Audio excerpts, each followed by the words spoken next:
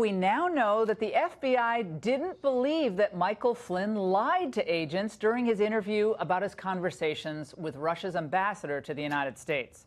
But the special counsel prosecuted Trump's former national security advisor for making false statements to the FBI anyway.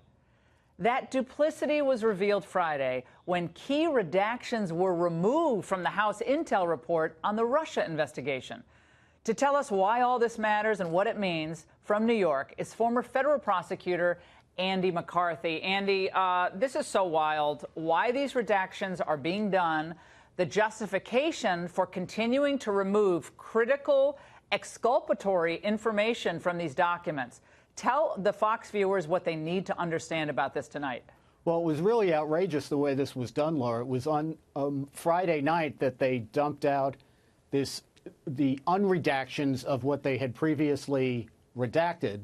And what we learned when you compared the two documents, once we got the new passages shown, is that what they had tried to conceal was the information that was exculpatory in nature about Flynn and the information that actually went to their decision-making process, including how they investigated Flynn, the fact that they couldn't get their stories straight about what the basis of considering him to be a criminal suspect were.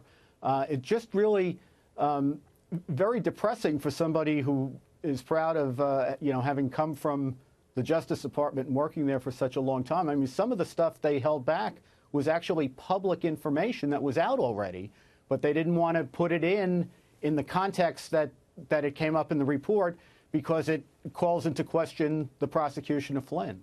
Yeah, so from the beginning, one could then surmise that the screws were turned on Flynn after he had those conversations with the Russian ambassador. I think he thought he was allowed to have conversations. He was the incoming national security advisor. Sally Yates rushes over to his office, the acting attorney general, brings a couple agents, including Peter Strzok, and he said, yeah, I'll answer questions. He didn't even have a lawyer present, it's my understanding. He just sat down and answered questions. Yeah, and here's why this is so bad, Laura. If you want to have, they say they're pursuing a counterintelligence investigation. You got a guy like Flynn who's got a big intelligence background. He's a combat veteran of the United States, actually wrote a book in 2016 that labeled Russia as an enemy of the United States, right? So if you really want to advance your intelligence knowledge and you have a recording of Flynn's conversation with the Russian ambassador, what you would do is play the recording for Flynn and ask him, what did this mean? What did that mean? So you can enhance your understanding, right? What they did instead was ask him questions about a conversation they had a recording of. Yeah, they already knew about it. What good reason is there for that other than to try to get him to trip up? Yeah, well, we'll get to Ellis's comments about how the Mueller investigators have been operating in a moment, Judge Ellis. I want to play a flashback from when Jim Comey sat down with Brett Baier and he was asked a specific question about Mike Flynn. Let's watch. Did you tell lawmakers that FBI agents didn't believe former National Security Advisor Michael Flynn was lying intentionally to investigators? No. You did not tell them? And I saw that in the media. I don't know what. Maybe someone misunderstood something I said. I didn't believe that and didn't say that. Wow. What about that, Andy?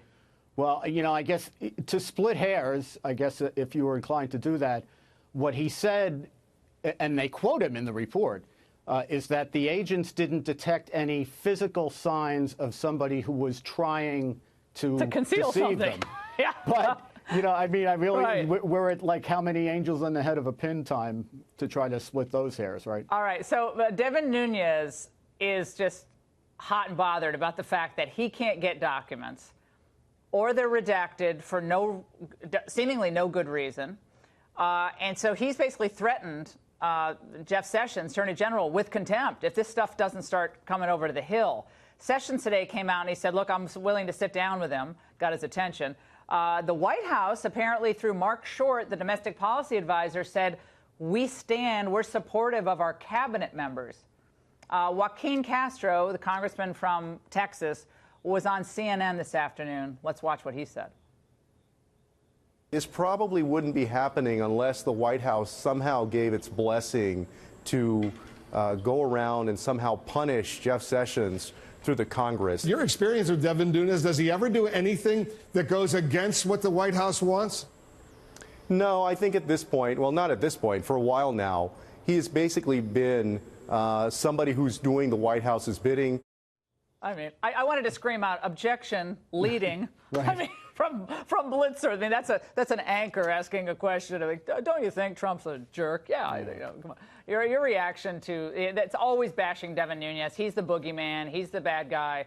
Meanwhile, they don't go to the substance of the problem here. Yeah, well, it's remarkable that here Nunes, I think, is actually doing the work of the people in terms of somebody having a check on what's gone on in these investigations, and it's appropriate that that be investigated. And it's just remarkable to me, right as we're looking at this report that has these redactions that are so ridiculous that even the Justice Department can't justify them. That's why they put them out. So you have to wonder, everything else that they're withholding, why are they withholding it? And yet they're attacking Nunes. You would think they would be attacking the people who were, holding back the documents. The one fair criticism I think they make is that ultimately the president's in charge of the executive branch, and he's got to do, to my mind, he's got to do a lot more than tweet that he's angry that there's not enough cooperation. I think he needs to start giving people orders to cooperate. And finally, Judge Ellis, Eastern District of Virginia. You know him well. I know him well. No-nonsense judge, Reagan appointee. He put this. He was pretty adamant on Friday with the special counsel's office that it seems like they don't really care about Manafort. They want to use Manafort to get Trump. Your reaction to that back and forth? Andy Napolitano said people are kind of exaggerating the importance of what happened on Friday. Well, they may be exaggerating the importance in the sense that I don't think the case against Manafort is going to disappear, even if the judge were to strike the indictment. I don't think he's about to do that. But my main reaction, Laura, is that I'm glad that finally the questions that we've been asking for a year about the special counsel's jurisdiction, about the noncompliance of the Justice Department with the regulations in choosing him, about the way this investigation has been conducted from soup to nuts, they've been able to ignore the peanut gallery, but this is a federal judge who's asking the same hard questions, and they have to deal with them. All right, everybody read Andy's great piece in National Review about this whole redaction, withholding of documents mess. Andy, thanks so much.